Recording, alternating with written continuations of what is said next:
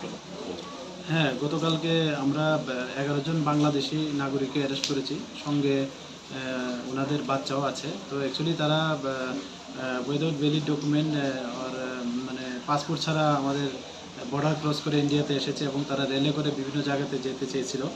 তো এই পারপাসে আমরা গতকালকে আমাদের আগরতলা জিআরপি থানাতে একটা মামলা নিয়েছি ওদের বিরুদ্ধে। তো আজকে আমরা তাদের মহামান্য আদালতে প্রডিউস করব। আর গত মাসে কতজন বাংলাদেশিকে আপনারা আটক করেছেন? এর মধ্যে কতজন বাচ্চা, কতজন? অ্যাকচুয়ালি গত মাসে আমরা ৩৯ জন বাংলাদেশি নাগরিককে অ্যারেস্ট করা হয়েছে এবং সঙ্গে ওদের ৫ জন বাচ্চাও আছে।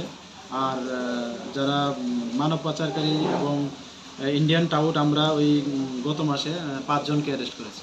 মানব পাচারকারী যারা, তাদের বিরুদ্ধে কী রকম তদন্ত করা হচ্ছে এবং তাদেরকে জিজ্ঞাসাবাদ আরও কি পাওয়া যাচ্ছে?